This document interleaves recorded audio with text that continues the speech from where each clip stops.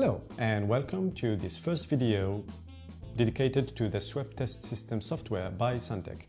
In this video we are going to see how to install the software, how to run it, and how to configure your sweep test system. So without any further ado, let's jump into it.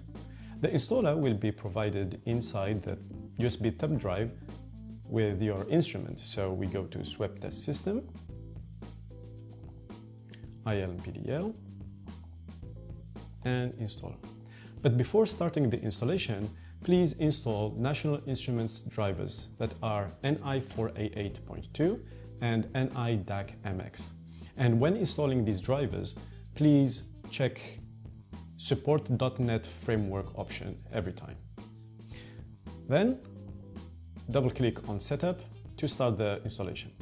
I will not go through the installation process here because I have already installed the software, but at the end, you will have a shortcut displayed on your desktop. Just double-click on the shortcut and the configuration window is displayed. On the left-hand side, you have Syntec instruments that are the light source, the polarization controller, and the power meter. Just click on the icon to add it to your configuration. At any moment, just press on Delete to remove the instrument. In today's demonstration, I have a TSL 570 SCL band Type P and an MPM 210H mounted with an MPM 211 module. So let's add these two instruments. Next, I have to select the communication interface. The TSL can be connected through GPIB, USB, and Ethernet, whereas the MPM can be connected through GPIB and Ethernet. For today, I am connecting these instruments through Ethernet. In the case of GPIB or USB, you have to select the instrument address. But in the case of Ethernet, I have to input the TSL IP address and MPM IP address. Then I have to input the port number. The default port number is 5000 for all Syntec instruments. And finally, I have to select the data acquisition board address. Now that I have input all the informations, I click on Connect to finalize the configuration.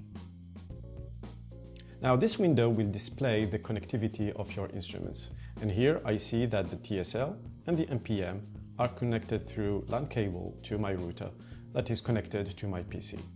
And you can have a view of the backside of your instruments where you can see the BNC cable connectivity. Please make sure that all your cables are connected properly. Now I can close this window and the main window will be displayed at Scan Setting tab. Now you might need a license key to activate your product. To do so, we go to System Settings, Activation, and here either I input the file path or search for it, or just simply grab your license key and drop it in the window. Then I have to click OK to activate my product. My software is already activated and I can see the license status in System Info Notification tab.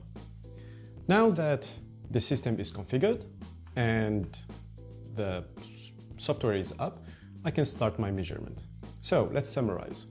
We have seen today how to install the software, how to configure the sweep test system, and how to activate your product. In the next video, we will see how to run basic operations like setting the sweep parameters, run a wavelength scan, save the data, and how to control each instrument individually. Until then, please feel free to visit our website and send us any of your comments and questions. I will see you in the next video.